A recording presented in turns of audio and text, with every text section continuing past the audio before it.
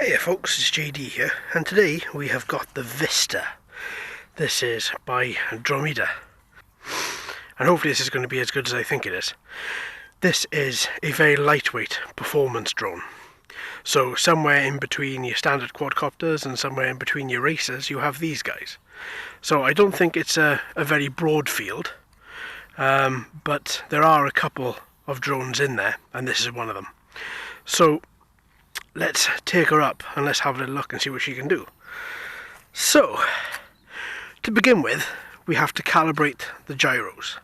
So in order to do that, we have to calibrate on a flat surface, which as you can see, the tree stump isn't a flat surface. Right. So now that we have a flat surface, we can calibrate the gyros.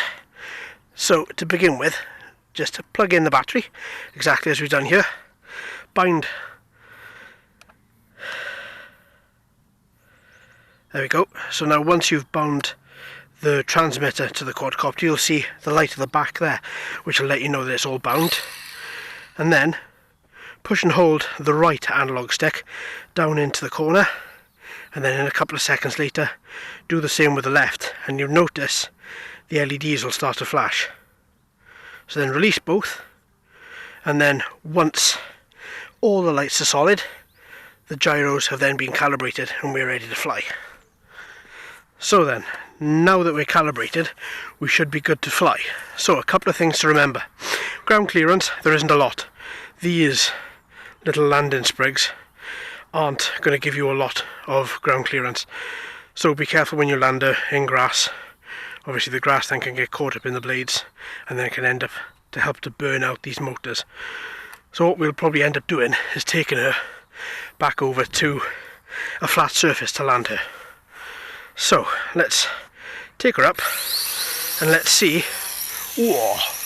what she's like. So to begin with, a couple of things to note. So this is my first sort of performance drone that I've flown. And to begin with, she is extremely stable. Okay, so all I've done is calibrate the gyros. We've got a wind, a little slight breeze of coming in at just over 1 mile an hour today. Okay, so movement is very fast with this copter. She is not a slow copter by any means, but at the same time you don't feel as if it's too quick that you're going to lose control.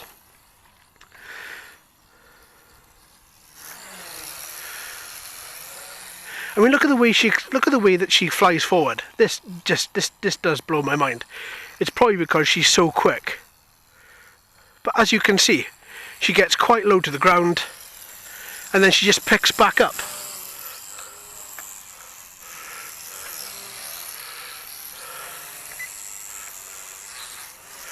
Fantastic little copter.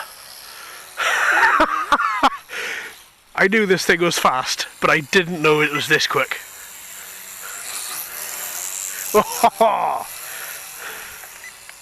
And backwards, please. Oh, backwards is a little bit less stable, but to be honest, you kind of expect that. Oh, come on, fella.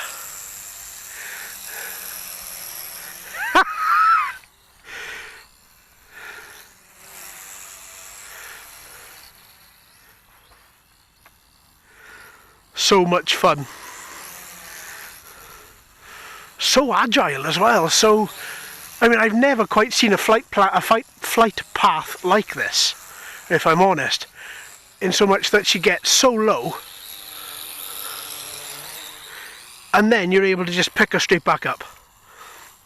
I suppose that's why she is as light as she is, because she is coming in at, because without having a camera, without having a solid body, which very rare, any of them do have solid bodies, but this one doesn't even have an underneath casing, it does mean that she is extremely capable.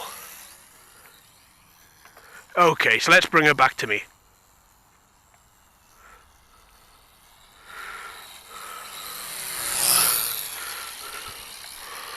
Let's take her up again.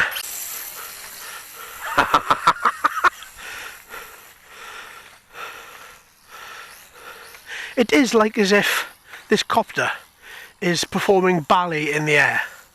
It really is. There we are. I think that's what the phrase I'm going to coin for this one.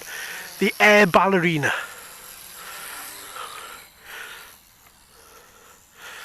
Very fast, very nimble, but extremely stylish. Oh, I think I can hear... Yeah, she's taking a little while longer to pick up than what she normally would. I think the batteries are...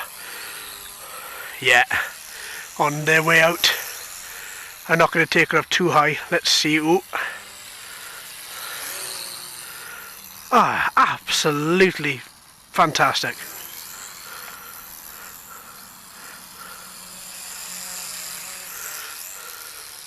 Okay, so let's bring her down.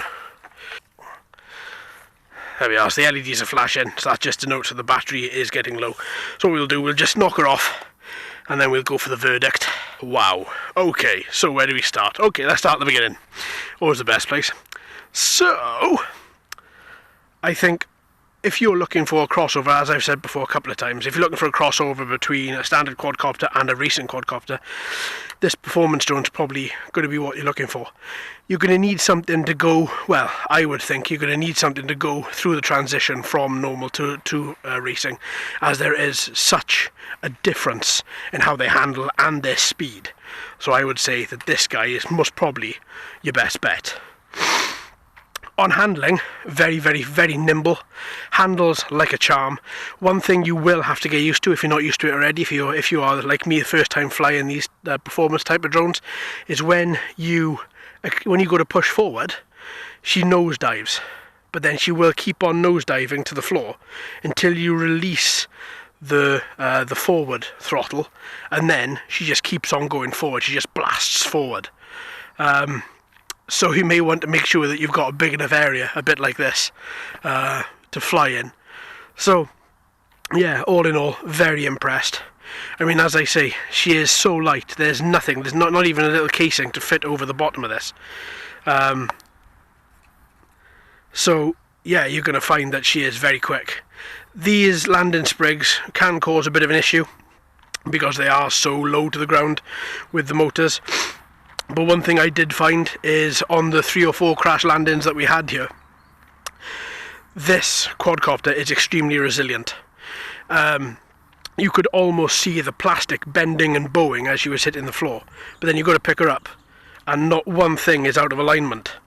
Everything is as it should be, and that, to me, if you're going to build a durable quadcopter, that is what you're going to be looking for.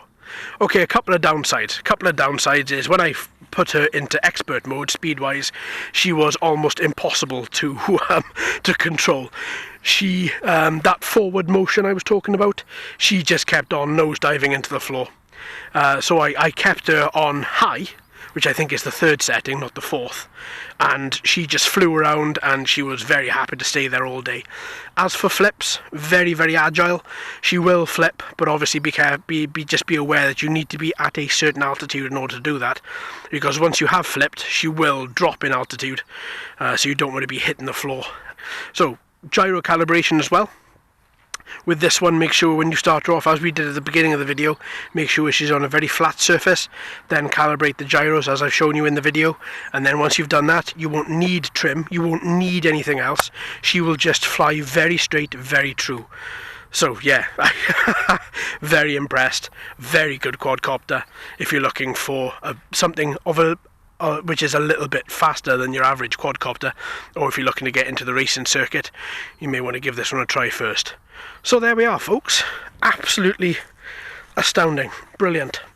So, thanks ever so much for watching and listening, folks. I've been JD. I hope everyone has a very Merry Christmas. This is going out on the 24th. Obviously, Christmas is now tomorrow. So, there'll be nothing from me tomorrow, but I will pick this back up on Monday. And then we'll be back in our regular schedule of Monday, Wednesday and Saturday. So, thanks ever so much, folks. So, until next time, happy flying.